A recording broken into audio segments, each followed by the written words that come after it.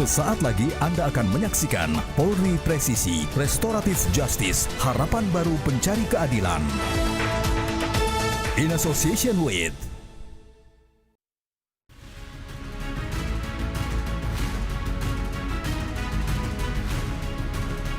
Selamat malam. Restoratif Justice menjadi alternatif penyelesaian dalam berbagai kasus pidana demi tercapainya keadilan bagi semua pihak.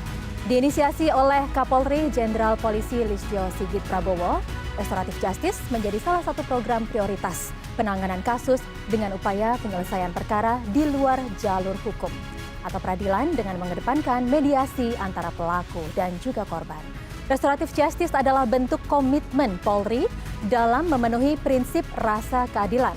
Polri menitikberatkan upaya pencegahan dengan berpedoman pada Perpol nomor 8 tahun 2021 tentang penanganan tindak pidana berdasarkan keadilan restoratif. Lantas bagaimana implementasi Restoratif Justice yang dilakukan oleh Korps Bayangkara? Restoratif Justice, harapan baru pencari keadilan. Itulah topik kita malam hari ini bersama saya, Diana Dwika.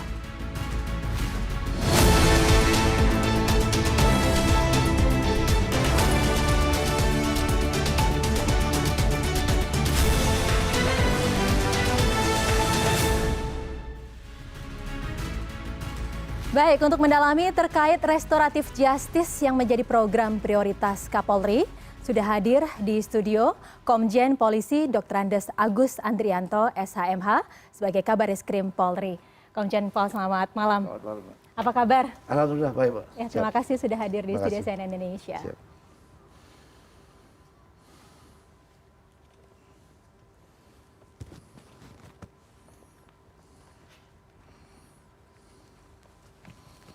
Iya, dan selanjutnya ada Profesor Dr. Edward Umar Syarif Hari, SHM atau akrab disapa Prof. Edi Hiarie, Wakil Menteri Hukum dan HAM. Selamat malam, Prof. Edi.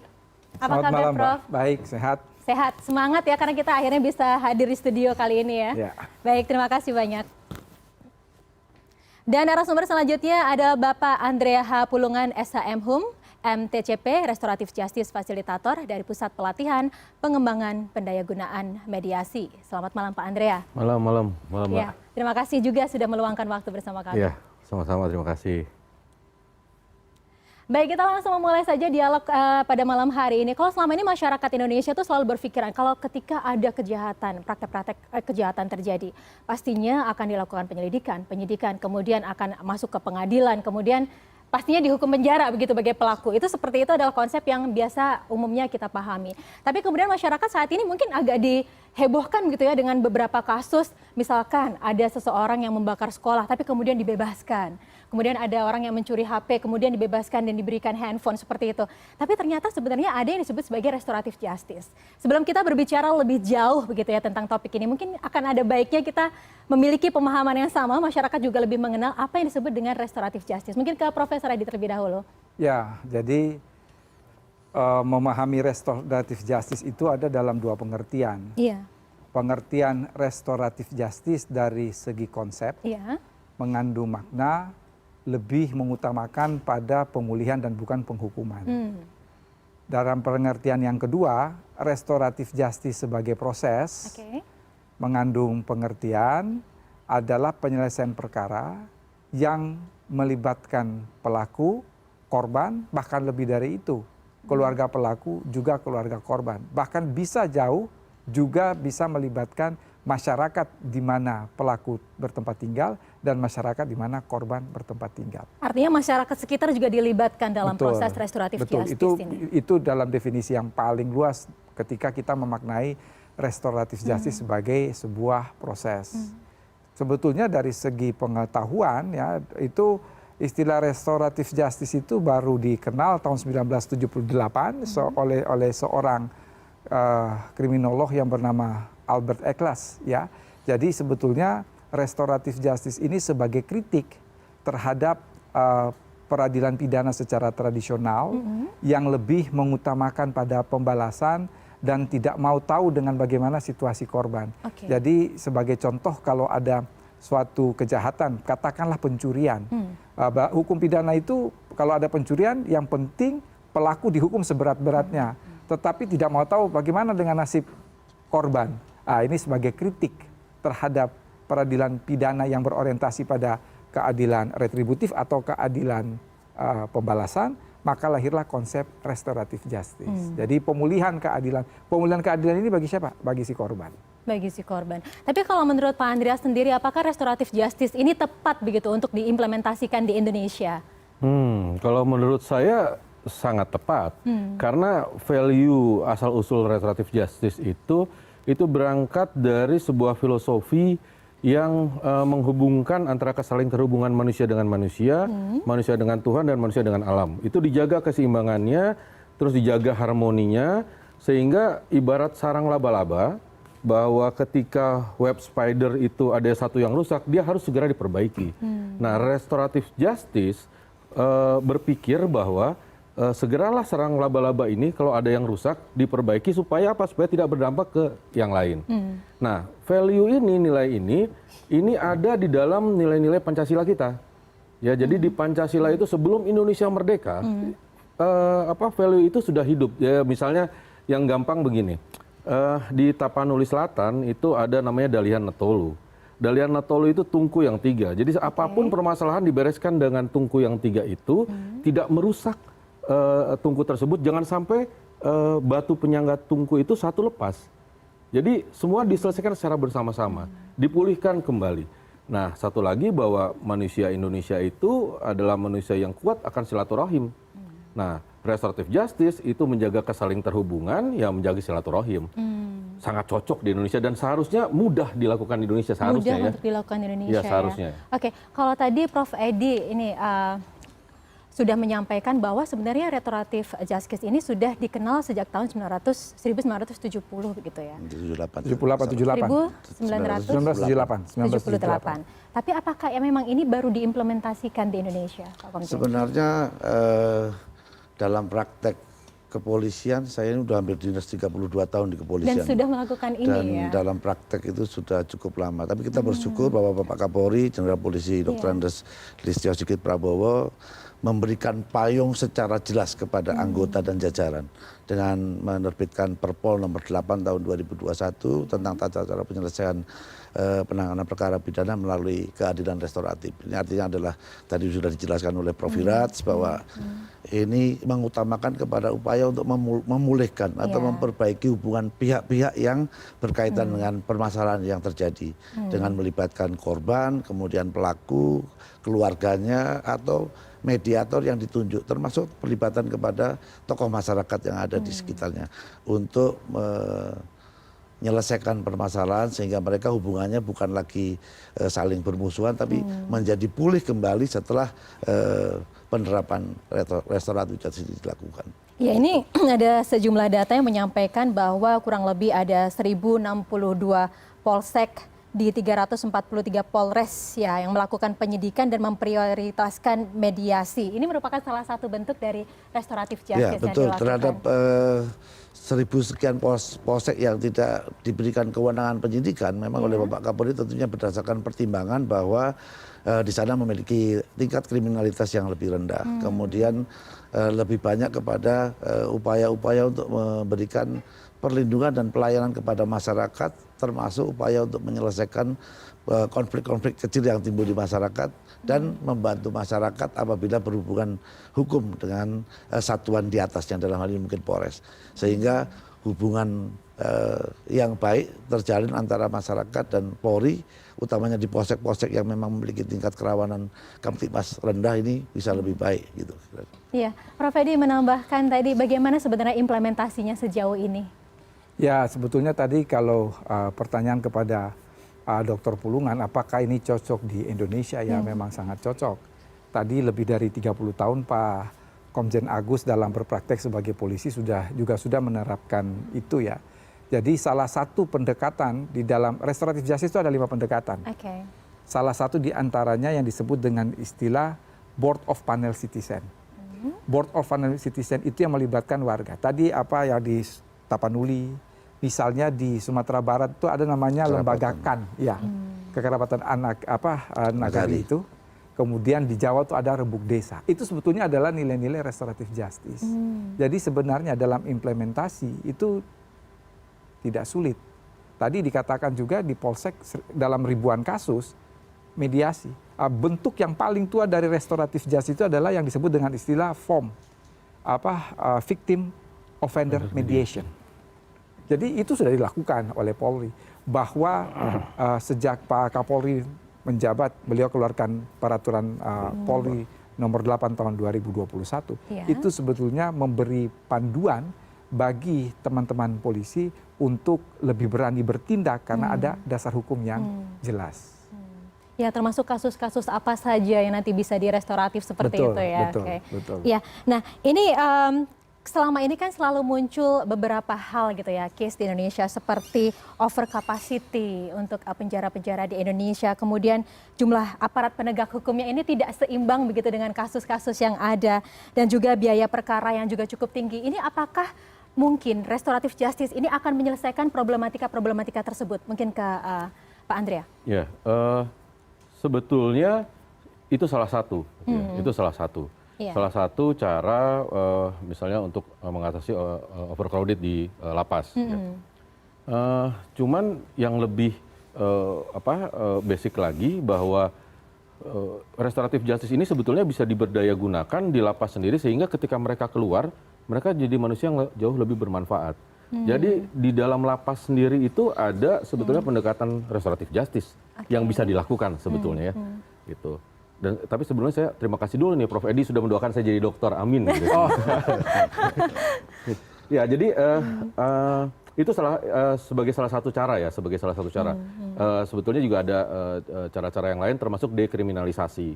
Misalnya saya sih beranggapan bahwa kalau misalnya ada yang menghina atau mencela lewat medsos gitu ya, ada penghinaan melalui medsos, udahlah gitu loh, ngapain mesti dipidana gitu ya. Dekriminalisasi aja lah, udah selesaikan dengan cara yang bukan pidana gitu. Atau misalnya senggolan di jalan gitu ya, terus pukul-pukulan di jalan anak muda gitu yang tanpa mengakibatkan meninggal dunia, ngapain gitu mesti pidana.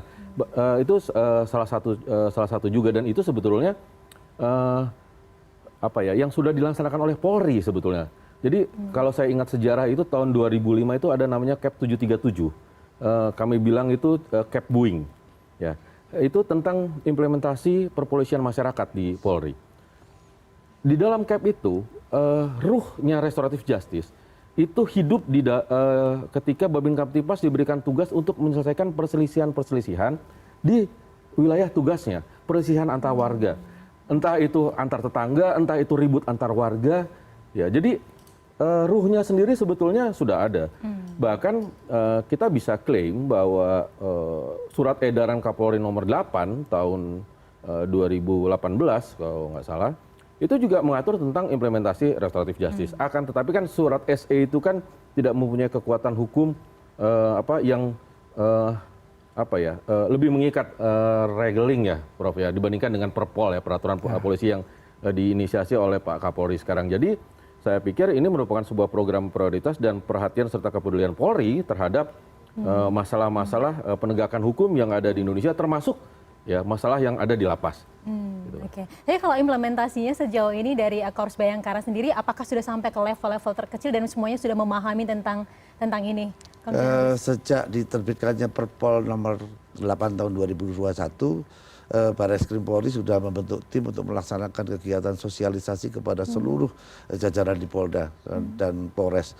Tentunya ini menjadi tugas PR kita bersama untuk mensosialisasikan kepada masyarakat, karena memang luar biasa besar sekali manfaat yang bisa diperoleh oleh masyarakat untuk mencari alternatif penyelesaian perkara yang terjadi dengan kalau melalui proses pidana ini kan ada pengadilan tingkat pertama, kemudian banding, kasasi, PK, kemudian ada proses perdata juga demikian. Mungkin dengan penerapan restoratif justice ini menjadi salah satu alternatif penyelesaian permasalahan di masyarakat untuk memulihkan hubungan antara para pihak berperkara, keluarganya maupun mediator yang ditunjuk. Ini bisa berperan aktif untuk memulihkan hubungan mereka kembali dengan tentunya ada kewajiban-kewajiban terhadap pelaku untuk diberikan kepada pihak korban. Kemudian yang paling penting dari itu adalah ini semua pihak ikut berpartisipasi untuk menyelesaikan permasalahan di lingkungannya sehingga hubungan itu menjadi baik kembali. Gitu kira-kira. Artinya memang dibutuhkan kerelaan ya dari semua pihak untuk menyelesaikan kasus ini begitu ya. Tapi dari hal apakah memang hukuman ini setimpal dan sudah bisa memberikan efek jera? Kita akan membahasnya sesaat lagi. Dan pemirsa jangan kemana-mana, kami akan segera kembali sesaat lagi. Tetaplah bersama kami.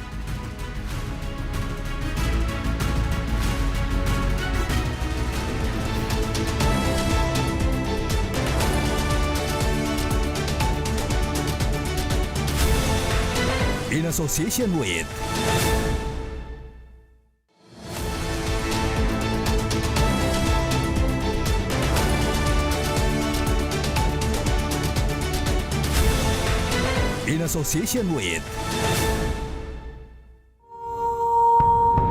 Tanggal 18 Maret 2022, saudara Nanda ini diamankan karena mencuri di sebuah Indomaret. Saudara Nanda menyampaikan bahwa saya melakukan hal itu karena saya harus menghidupkan atau membiayai ibu saya yang sementara sakit. Jika kita melihat secara umum, secara formula materialnya memenuhi bahwa langkah restoratif justice ini bisa kita lakukan kepada saudara Nanda sesuai juga dengan Perpol 8 tahun 2021. Dari rasa kemanusiaan sendiri, itu kasus kami sudah tutup.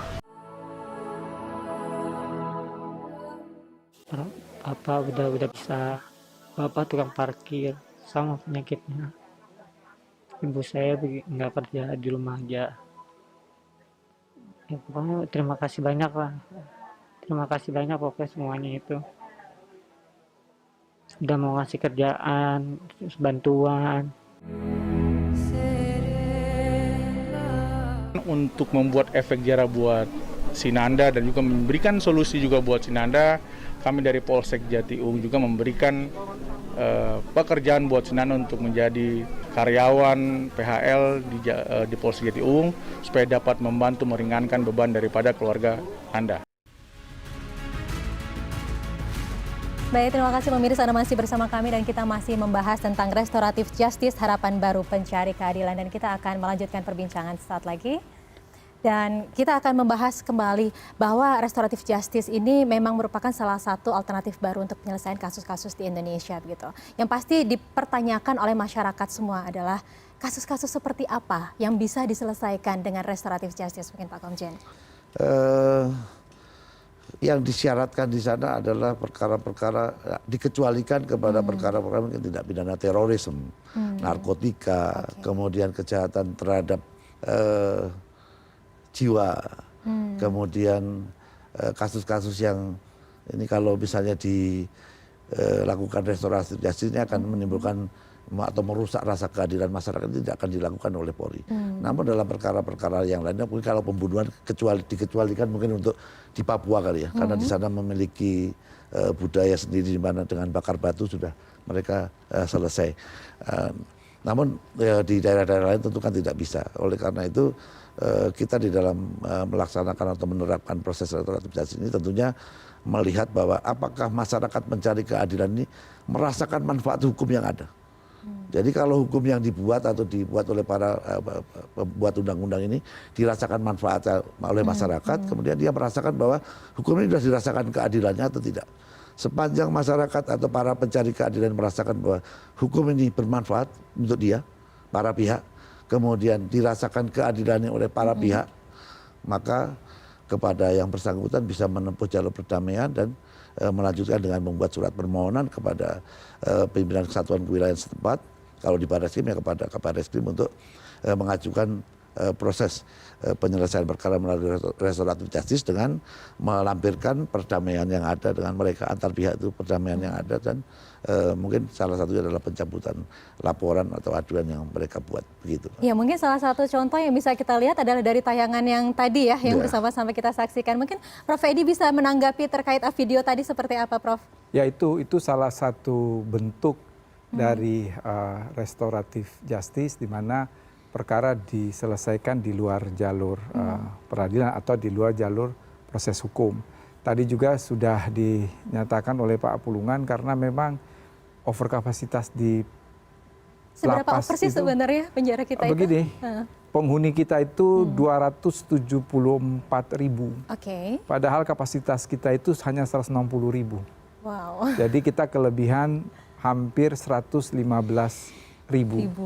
Kalau 115, kalau dengan jumlah narapidana yang begitu besar, idealnya kita kekurangan 20.000 petugas keamanan. Kekurangan 20.000 petugas keamanan. Jadi Di lapas. ya Di lapas. di lapas.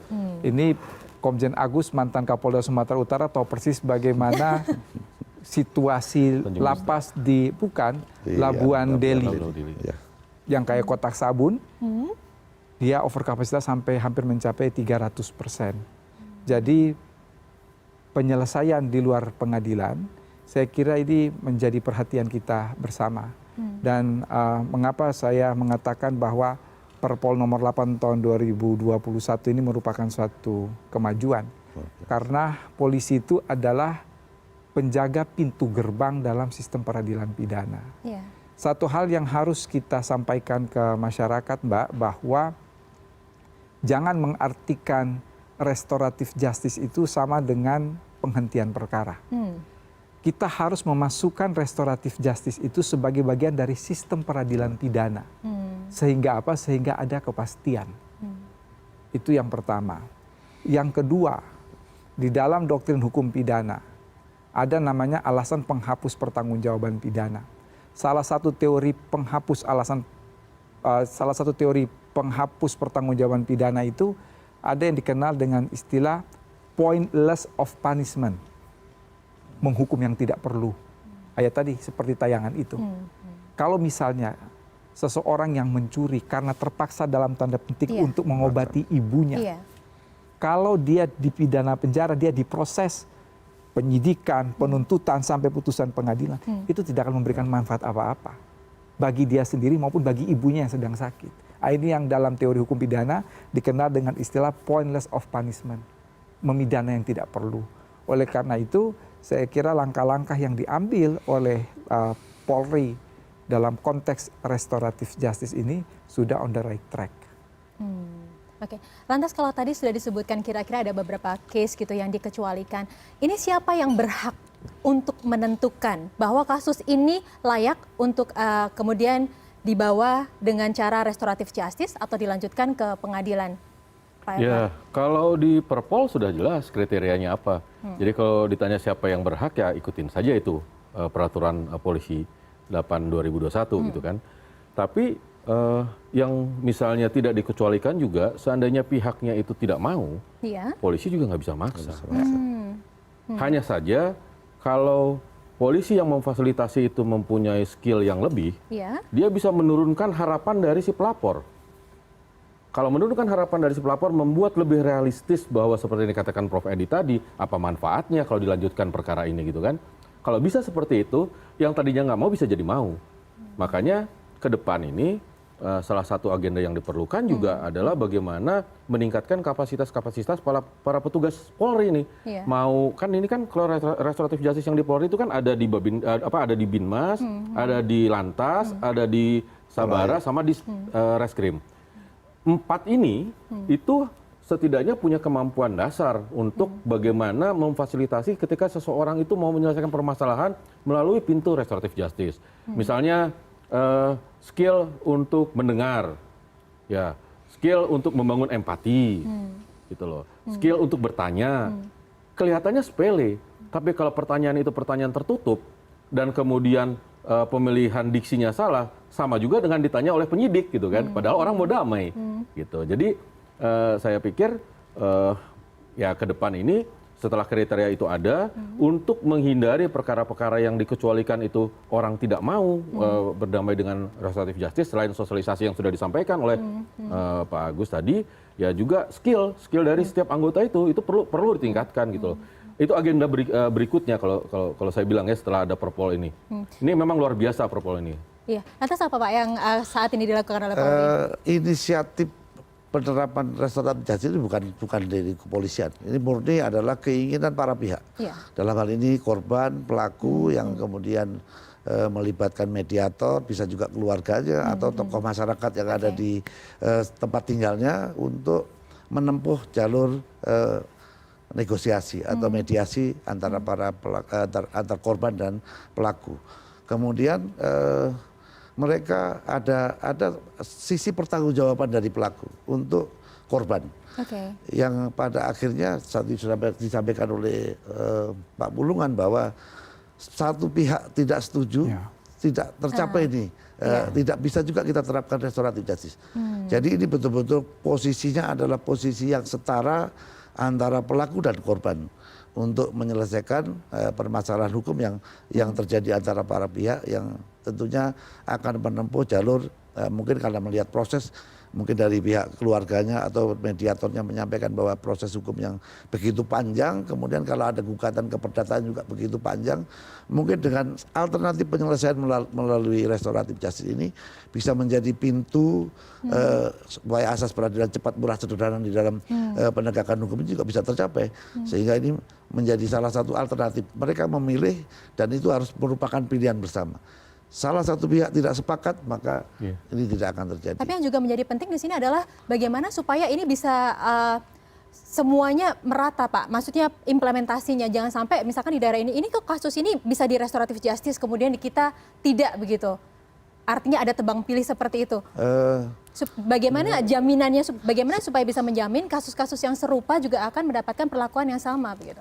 Saat ini kan ada waskat, jadi ada waskat antar atasan secara langsung kepada para penyidik membantu yang ada di lapangan. Kemudian di kepolisian ini terbuka sekali Mbak komplain kalau misalnya masyarakat mau menyampaikan keluhan kepada pimpinan itu terlalu mudah, yaitu ada propam, ada wasidik, ada irwasum, tapi ada juga kompolnas, ada ombudsman, ada komnas HAM. Ini sangat terbuka sekali bila masyarakat akan menyampaikan keluhan atas pelayanan yang dirasakan tidak sama. Tapi sepanjang masyarakat sudah merasakan tadi, kembali saya sampaikan bahwa hukum dirasakan nggak manfaatnya oleh masyarakat, dirasakan nggak keadilannya. Kemudian mereka mencabut laporannya, ini memang agak jadi masalah ini. Pada saat orang mencabut laporannya, tentunya kan keterangannya pun dicabut, alat buktinya dicabut, menjadi keterangan kasus ini menjadi tidak cukup bukti. Jika mau tidak mau, Undang-Undang Kepolisian juga ada pasal 14 ayat 1 huruf K. Di sana jelas menyampaikan bahwa tugas kita memberikan pelayanan kepada masyarakat sesuai dengan kepentingannya dalam lingkup tugas kepolisian. Nah ini kan tugas kepolisian kan kembali kepada pasal 4 di Undang-Undang Kepolisian sendiri. Harkamtipmas, kemudian perlindungan pengayoman pelayanan kepada masyarakat dan penegakan hukum. Maka kalau masyarakat sudah merasakan bahwa di tingkat penyidikan pertama tadi Pak Wamen sudah mengatakan bahwa pintunya kan di polisi Mbak. Dengan mereka sudah merasakan bahwa ini ada manfaatnya, dirasakan keadilannya, kemudian mereka cabut, karena dicabut maka semua alat buktinya menjadi gugur, maka mau tidak mau kita harus memberikan kepastian hukum dengan menghentikan penyelidikan maupun penyidikan yang kita lakukan itu yang sudah kita sosialisasikan kepada seluruh jajaran, dan mudah-mudahan apabila sudah dicabut dan masih dipermasalahkan, ya dipersilakan aja komplain melalui mekanisme yang ada, ke propam boleh, ke wasidik boleh, ke irwasum boleh, atau ke melalui kompolnas atau melalui jalur yang lain. Apalagi kalau sekarang ini media kan luar biasa Pak, dengan viral aja cepat sekali ya Pak Kapolri ini untuk merespon semua keluhan masyarakat begitu Pak. Ya, Prof Edi, artinya ketika kasus ini sudah mendapatkan putusan begitu ya, apakah ini artinya kasus-kasus ini masih bisa diangkat kembali ataukah memiliki kekuatan yang sama dengan keputusan pengadilan? Jangan dijawab terlebih dahulu, kita akan kembali sesaat lagi, tetaplah bersama kami.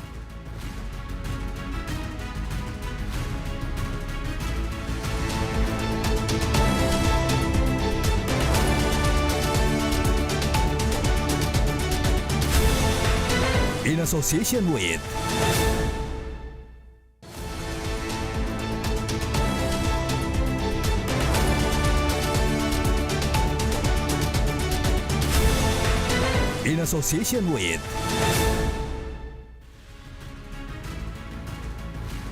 Terima kasih pemirsa Anda masih bersama kami dan kita masih mengulas tentang restoratif justice, harapan baru pencari keadilan. Tadi di peralihan segmen saya sempat menanyakan ke Prof. Edi, ini kira-kira kekuatan hukumnya begitu ya. Hasil putusan dari restoratif justice ini apakah masih bisa untuk dibuka kembali ataukah memiliki kekuatan hukum yang sama dengan putusan pengadilan? Itulah tadi mengapa saya katakan kita harus menempatkan restoratif justice itu sebagai bagian integral dari sistem peradilan pidana. Sehingga ketika para pihak sudah bersepakat untuk damai, semestinya sudah tidak lagi dibuka kasus tersebut.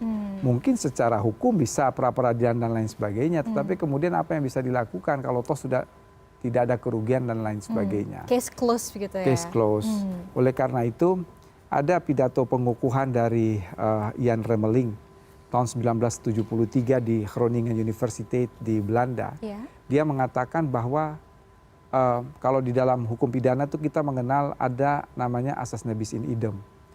Seseorang tidak boleh dituntut lebih dari satu kali di depan pengadilan dengan perkara yang sama.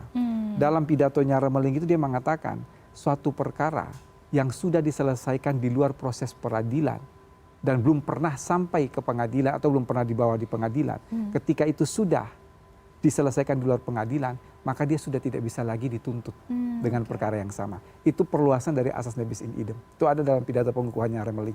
Ya, tapi ini artinya bahwa kasus-kasus yang bisa dibawa ke restoratif justice adalah kasus-kasus yang pidana kecil ya. Mungkin ada parameter seperti dendanya harus berapa, hukumannya harus berapa, seperti itu mungkin? Saya pikir ya kalau penggelapan itu bukan pidana kecil ya, apalagi penggelapan dengan jabatan gitu.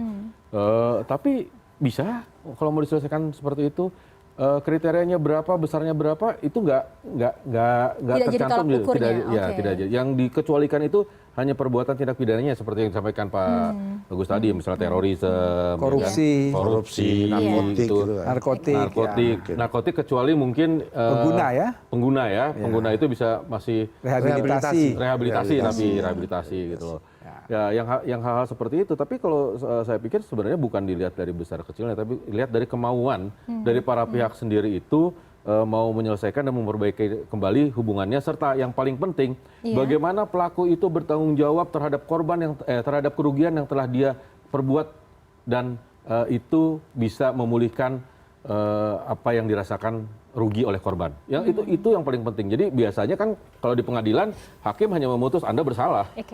Si korban, ya, kalau restoratif justice, dia berpikir bahwa selain memutus terhadap si pelaku, tapi pelaku juga harus turut bertanggung jawab terhadap korban. Bukan hanya pelaku loh, masyarakat. Jadi bagaimana secara bersama-sama, karena restoratif justice ini harus diselesaikan secara bersama-sama. Iya. Yang artinya juga masyarakat juga harus bisa menerima pelaku kembali. Dan itu kan ke masyarakat. Sebenarnya apa ya, itu kan bangsa Indonesia gitu loh. Saya tahun 80-an itu masih merasa itu. Tahun 90-an masih merasa itu. Tapi kalau sekarang kok saya agak kurang ya. Agak kurang merasa banyak masyarakat yang seperti itu. Atau mungkin karena saya tinggal di Jawa. Tapi kalau saya tinggal di Maumere mungkin itu masih terasa. Masyarakat kita pasti ada rasa ketidakpuasan nggak sih kalau misalkan si pelaku ini akhirnya belum dipenjara begitu, gimana? Masyarakat julid kalau tidak puas tentunya tidak akan terjadi, Pak. Karena memang proses mekanismenya kan melalui pranata yang ada di masyarakat, melibatkan pelaku, korban, kemudian keluarganya atau mediator bisa dari tokoh masyarakat setempat. Nah ini kalau memang mereka tidak sepakat ya maka tidak akan terjadi. Lantas efek jerahnya di mana nih Pak Komjen? Ya tentunya kalau ya itu tujuannya kan memulihkan dulu, Mbak. Memulihkan dulu hubungan para pihak, di mana ada kewajiban dari pemenuhan kewajiban kepada korban dari pelaku, yang tentunya ini sudah disepakati, Mbak, karena kan pertimbangan ini sebagai alternatif kan tentu oleh para pencari keadilan kan sudah tahu kalau melalui proses hukum seperti apa. Kalau tadi hanya pidana maka hanya dijatuhi hukuman pidana, tapi tidak ada pemulihan haknya kepada si pihak korban, sehingga kalau mau nuntut tentunya melalui proses perdata. Ini kan bisa diambil jalan cepat dengan tadi melibatkan para pihak untuk memulihkan hubungan mereka. Nanti kalau selesai di peradilan kan hubungan mereka belum tentu baik, mungkin permusuhannya akan makin panjang dan mungkin akan timbul kejahatan yang lain.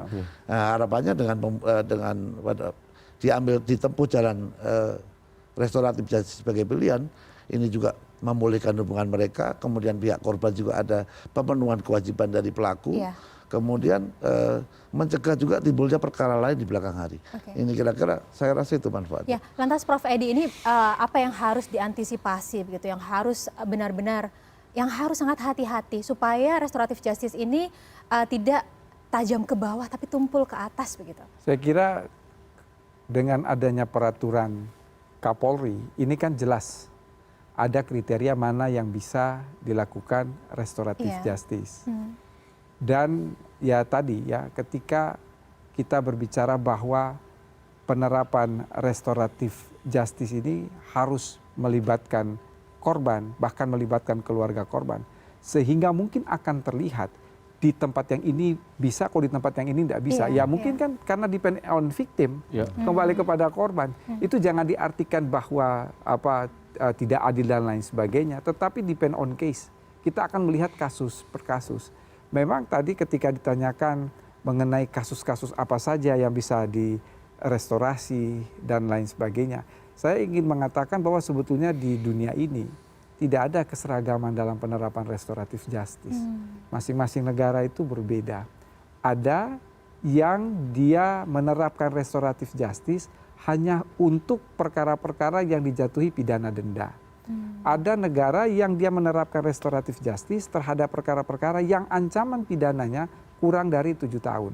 Tapi saya mau katakan, salah satu negara di dunia, negara kecil di benua Eropa yang namanya Belgia, itu dia menerapkan yang dikenal dengan istilah dual track restoratif justice. Seperti apa itu? Dual track restoratif justice. Semua perkara itu bisa direstorasi, termasuk pembunuhan, korupsi dan lain sebagainya bisa direstorasi.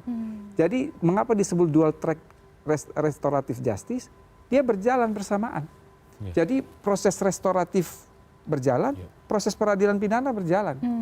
Semakin nilai keadilan diperoleh besar untuk restorasi, semakin kecil tuntutan pidana.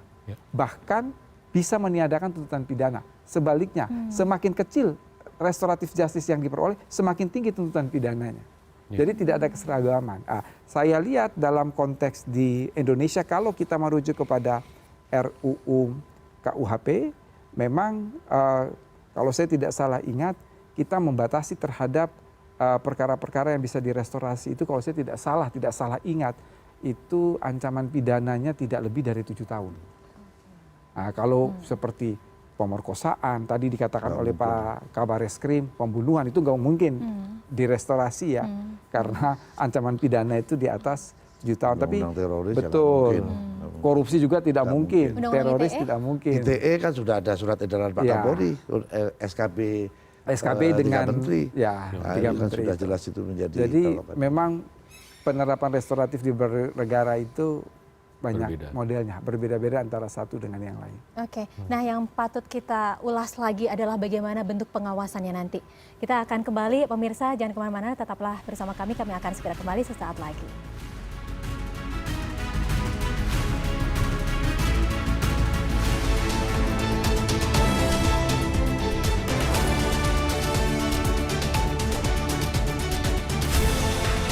In association with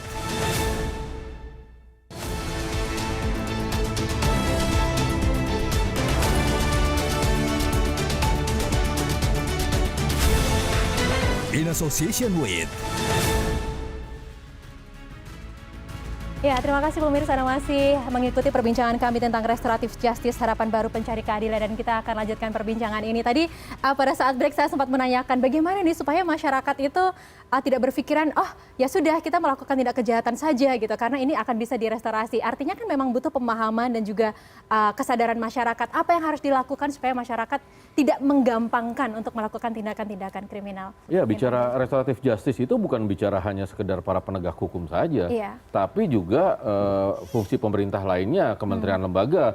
Dan untuk program restoratif justice itu seingat saya tahun 2016 itu sudah mulai diinisiasikan dan kemudian masuk ke dalam peraturan presiden tahun 2020 menjadi bagian dari RPJMN sampai dengan 2024. Artinya apa? Stakeholder selain aparat penegak hukum harus turut terlibat dan turut bertanggung jawab, berpartisipasi bagaimana memberikan pemahaman dan literasi kepada seluruh masyarakat luas. Apa itu restoratif justice? Dan bukan cuma itu saja, paradigmanya itu seharusnya berlaku juga di kementerian dan lembaga. Jadi bukan hanya sekedar bicara masalah penegakan hukum. Tadi kan Prof. Edi mengatakan bahwa ada restoratif justice sama restoratif proses ya, Prof ya. Nah itu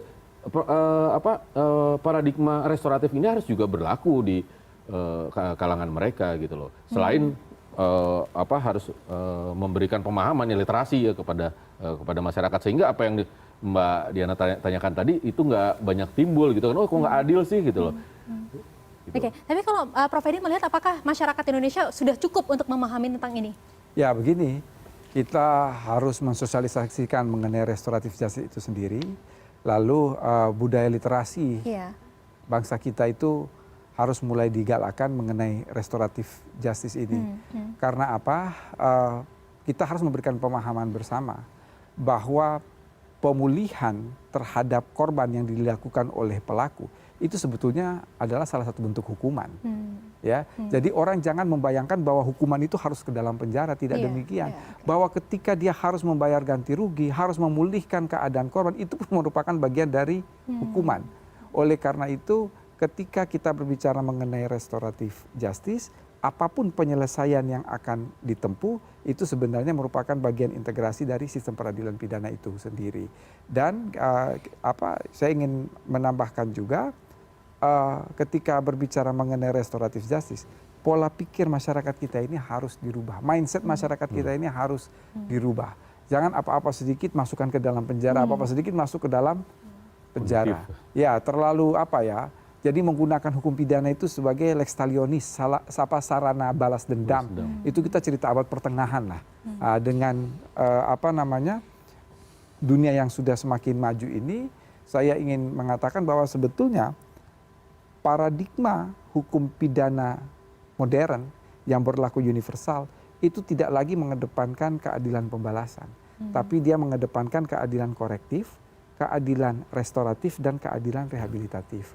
Kalau keadaan korektif itu ada hukuman dalam tanda petik yang diberikan kepada pelaku. Apa hukumannya? Ya dia harus membayar restitusi, dia harus melakukan ganti rugi. Yang kedua adalah keadilan restoratif. Ini milik pelaku, milik korban, harus dipulihkan. Tetapi ketika berbicara mengenai keadilan rehabilitatif, itu baik pelaku maupun korban. Tadi kita lihat dalam tayangan, ketika banyak kasus yang diselesaikan dengan restoratif justice oleh Polri, tadi kan lihat, jadi tidak berhenti misalnya ketika kasus itu dikesampingkan, tetapi kemudian polisi memberikan bantuan kepada keluarga karena mengapa dia mencuri dalam keadaan terpaksa untuk mengobati ibunya yang sedang sakit. Ternyata polisi kan tidak hanya membebaskan itu, tapi juga memberikan bantuan sosial di situ. Hal-hal seperti ini yang harus kemudian bisa kita pahami bersama. Jadi pertama harus merubah mindset masyarakat. Kok apa-apa itu maunya dihukum yang seberat-beratnya. Itu sudah zaman abad pertengahan. Apakah artinya di sini bahwa Polri akan menjadi jauh lebih humanis lagi? Saya rasa udah humanis dari kapan-kapan juga udah humanis. Karena apa? Dari 15.039 kasus atau hampir naik 30%. Naiknya 30%. Dari tahun 2020 ke 2021 itu pasca terbitkannya peraturan Kapolri Perpol nomor 8 tahun 2021, ini naiknya sampai hampir 30% penyelesaian perkara melalui restoratif justice. Artinya belum ada dari kasus itu yang pelakunya mengulang kembali. Artinya belum ada lah yang pelaku yang melakukan perbuatan berulang. Karena salah satu yang diberikan batasannya juga bagi residivis ini tidak diberikan restoratif. Jadi sekaligus dia akan berpikir dua kali ketika kembali melakukan.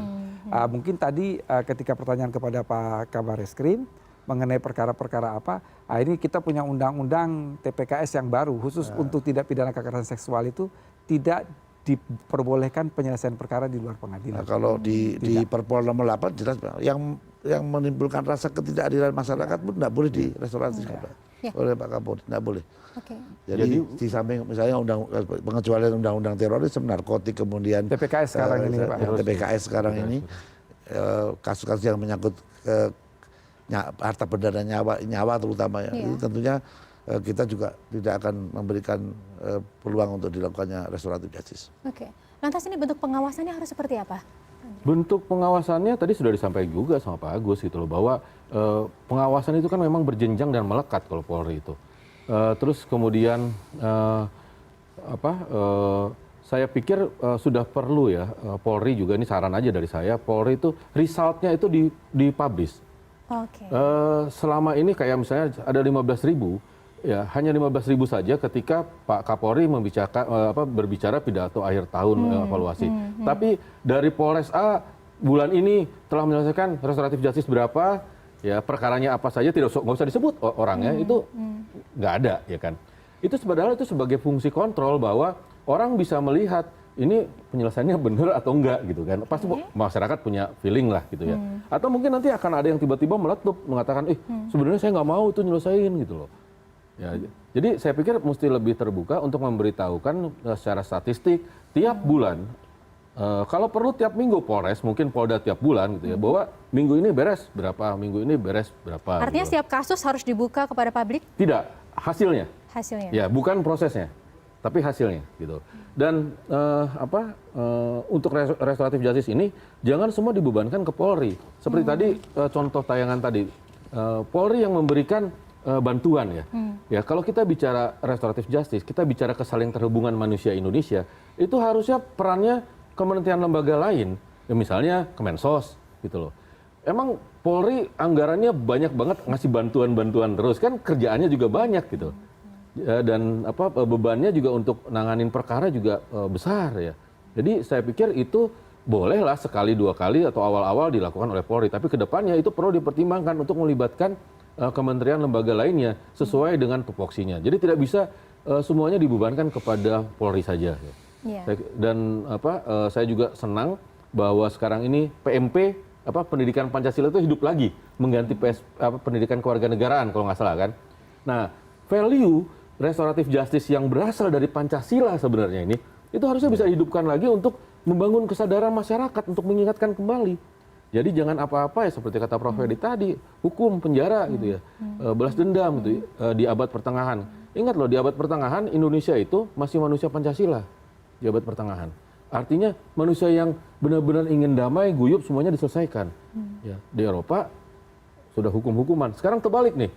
Ya, di luar mengusahakan supaya bisa masyarakat supaya bisa bagaimana menyelesaikan, ada solusinya, bisa bagaimana memulihkan korban dan lain sebagainya. Di kita kok kayaknya semangat untuk menghukum, semangat untuk menendam gitu ya. Oke. Saya mau minta tanggapannya Pak Kabareskrim bahwa tadi bentuk pengawasannya salah satu yang harus diupayakan adalah ini bagaimana supaya case-case ini bisa diketahui oleh masyarakat secara transparan. Nanti akan dijawab di segmen selanjutnya dan pemirsa jangan kemana-mana, dialog akan kami lanjutkan sesaat lagi. Tetaplah bersama kami.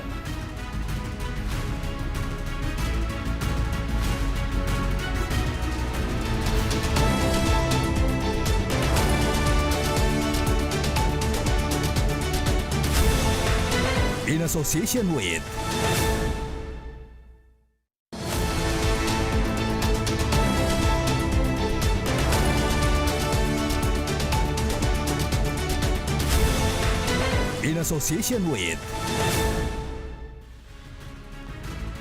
Baik, kita sampai di segmen akhir perbincangan kita tentang restoratif justice, harapan baru pencari keadilan. Dan tadi saya sempat melemparkan pertanyaan tadi, bagaimana nih dari pengawasannya? Tadi sudah ada 30% kasus restoratif justice yang sudah diselesaikan oleh Polri, ini meningkat ya sebanyak 30%. Kira-kira bahwa ini kasus-kasusnya harus dibuka kepada masyarakat supaya masyarakat mengetahui. Kira-kira bagaimana tadi sebagaimana saran Pak Andrea Pulungan bahwa mungkin melalui Humas Polri nanti kita coba untuk menyampaikan informasi, mungkin Mabes Polri bisa 1 kali sebulan, kemudian Polda bisa per 3 minggu, di Polres mungkin per 2 minggu. Ini akan memberikan informasi implementasi restoratif justice oleh jajaran kepolisian. Kemudian masalah pengawasan yang lain tadi sudah saya sampaikan bahwa secara di internal juga banyak institusi yang mengawasi, dari mulai Propam, Wasidik dan Irwasum, kemudian ada dari eksternal juga banyak. Tentunya restoratif justice ini bisa terlaksana kembali bahwa ini banyak melibatkan pihak korban, kemudian pelaku, keluarganya dan entitas masyarakat yang memang akan dilibatkan dalam proses itu. Artinya tidak bisa satu pihak memaksakan untuk bisa ditempuh jalur itu untuk menyelesaikan atau mendamaikan perkaranya. Namun ini ada merupakan keputusan yang disepakati bersama, yang dituangkan dalam bentuk perjanjian perdamaian, kemudian dilanjutkan untuk diajukan kepada kepolisian untuk dilakukannya penyelesaian melalui restoratif justice.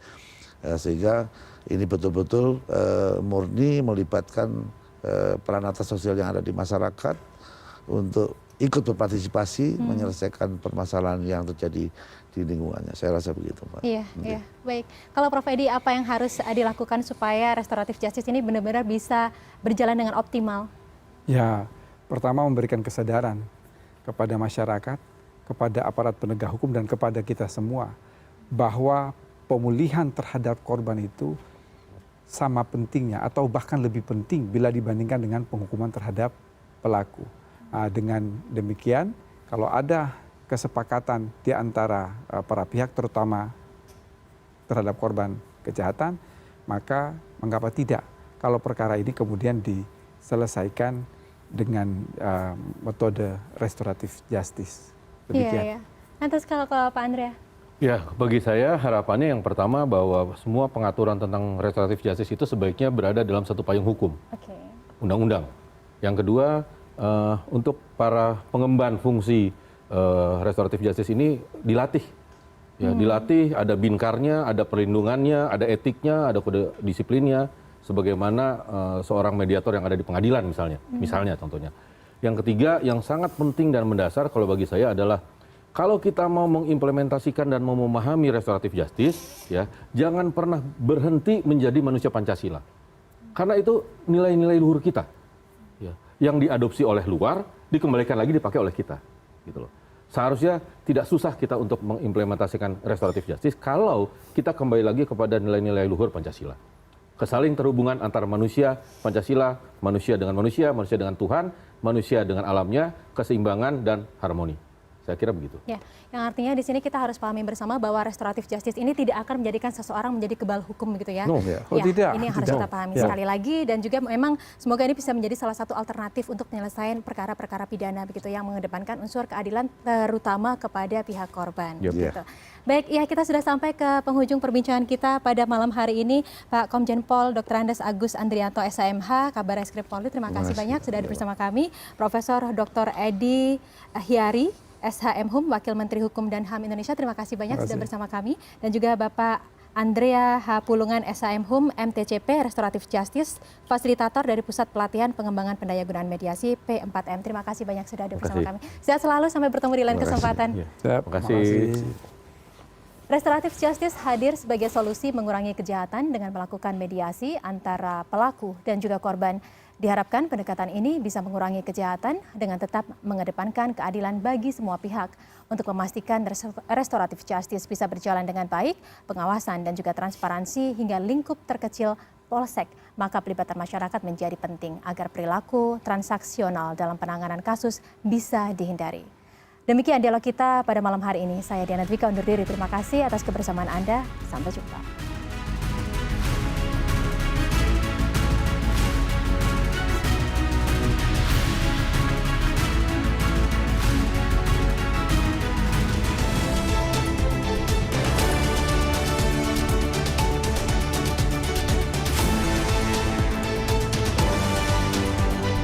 Terima kasih Anda baru saja menyaksikan Polri Presisi, Restoratif Justice, harapan baru pencari keadilan.